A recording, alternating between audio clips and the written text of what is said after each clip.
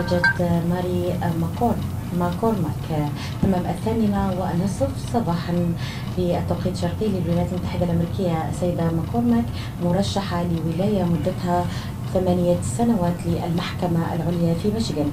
هذه الانتخابات التي ستجرى في 8 نوفمبر هي في مجالها استحقت وبجدارة أن يطلق عليها أنها تعمل من أجل إحقاق العدالة كباحثة في القانون.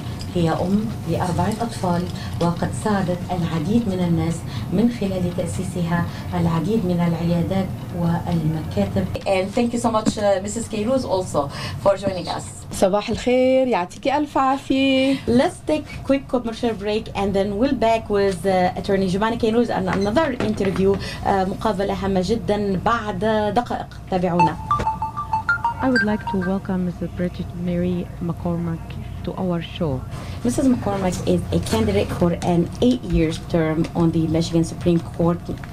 The election will be on November 6th. She is a dean of the clinical affairs at the University of Michigan Law School, where she has earned the reputation as a hard worker. Good morning, ma'am, and thank you so much for joining us today. Good morning. Thank you so much for having me. Good morning, Professor McCormack. This is Joumana Kayrouz. Good morning, Joumana. How are you? Good. How are the children? They are fine. They're all in school right now, so they're great right now. That's good. That's good. And how are they coming along with you being so busy with the campaign? You know, they are doing pretty well, I have to say.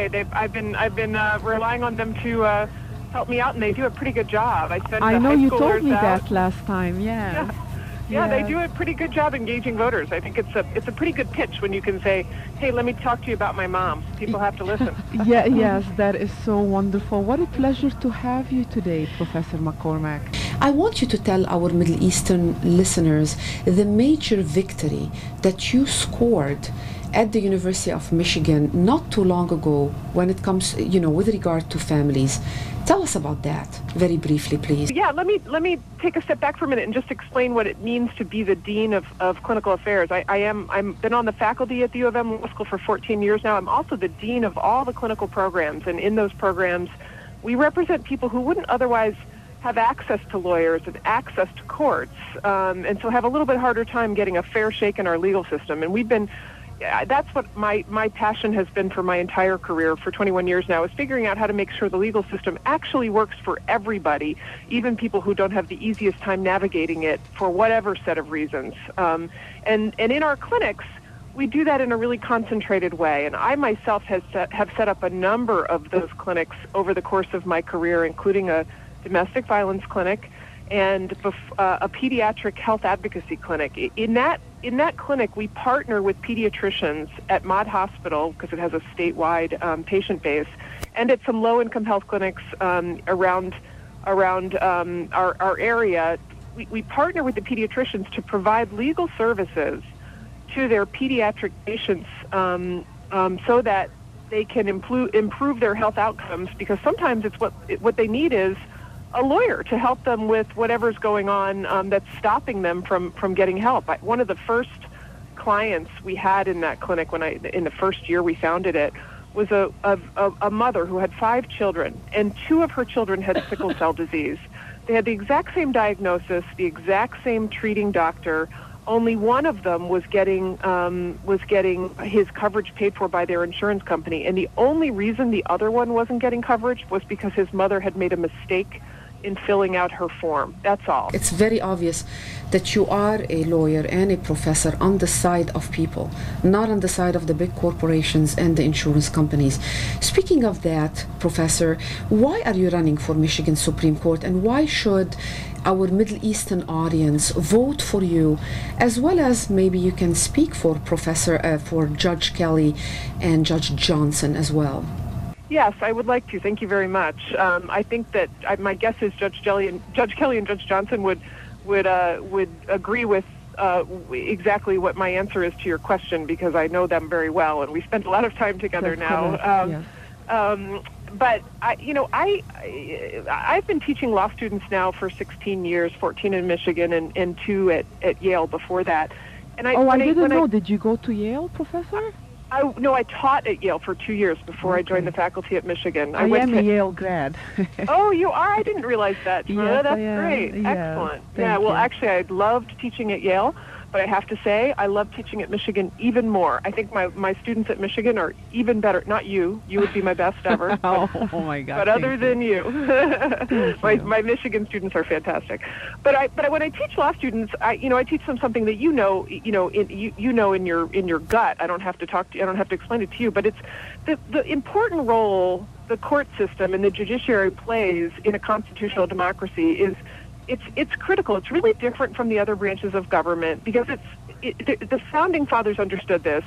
There has to be a place in our system of government where being right is more important than being powerful or being popular, and where fairness trumps strength.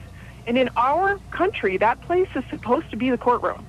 And law students get that pretty quickly. By the time we release them into the world, they understand that's what the judicial system is supposed to be. Unfortunately, however, we get very disenchanted very quickly once we are out there in the world.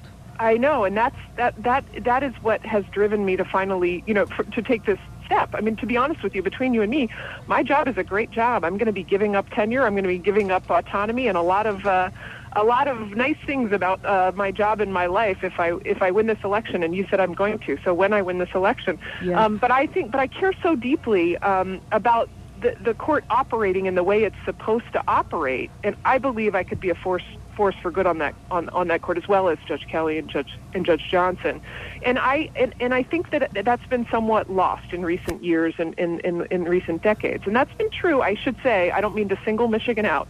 In many states across the country, I don't mean to sound too law professor-ish, but there's a lot of studies about the extent to which partisanship and politics have played a role in our court system, and particularly in our state Supreme Courts, and Michigan is no exception.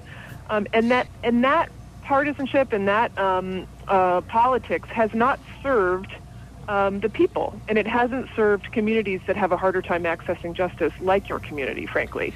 It's served primarily people who can afford to navigate it. And so the interests that are served by a system that's political and partisan are not the interests of our families. They're not the interests of our regular people and the kind of people I've been fighting for 21 years. And I'd like to see that change. I think partisanship and politics have no place in our judicial system. We should be making sure it's a place where everybody gets a fair shake, just like the founding fathers intended. Professor Bridget McCormack from the University of Michigan Law School, one of the probably top 10, 6 or 7 law schools in the nation, as well as 2 other judges. And you want to tell us about the 2 other women, 3 very powerful women running for Michigan Supreme Court. Absolutely. Judge Sheila Johnson sits in the district court in Southfield, and I think she's had a terrific career both before she was on the bench as a lawyer representing people who didn't have access to justice very easily, and now as a judge, making sure she is a fair and impartial judge for everybody who comes before her in the district court, which is kind of like a community court. It's where anyone would go with their... It's the people's court. It really is. Yeah, that's right. And Judge Connie Kelly, who sits on the Wayne County Family Court and has been an excellent judge for helping families in crisis and doing an excellent job protecting families and making sure they get through difficult times in their lives in the legal system with as much dignity and respect as possible. So I'm honored to be running with Connie Kelly and Sheila Johnson. It's a pleasure. Our judges, Kelly Johnson, all 3 fabulous women, and Professor McCormack, 3 fabulous, very brainy, highly competent, heart in the right place women. The mnemonic device of the way to remember this. Remember, you can take notes. Thank you to our listener. And don't give your ballot back until you vote Kelly, Johnson, and McCormack. Thank you, Professor. Thank you, Professor. لم يبقى لي إلا كلمة الختام هنا. أحبكم حبي ما بعرف، حب كبير ميشيل أزدي. كلمة الختام، بحبكن، بحب جمانة، وكان لقاء رائعا تمتعنا فيه معلومات. يعني أتمنى على مستمعينا أن يصوتوا لبروفيسور ماكورميك. she's an excellent candidate إن شاء الله للمحكمة الدستورية العليا. وكل الحب والشكر للسيدة جومانا كيروز. How can we say thank you and we love you? Oh my God, it is my pleasure to be here, Laila. I love you dearly. I love you all. Thank you for all the work that you do for everybody, Laila. We love you all and thank you so much. إلى الغد. كانت معكم لهذا الصباح ليلى الحسيني من وراء الميكروفون، ورافقتني في تقديم البرنامج المحامية القديرة الأستاذة جومانا كيروز. وشكرا لبروفيسور ماكورماك، والغنية الحلوة بدنا نسمعها. لمين؟ لا، ميشيل أزدي. إلى اللقاء.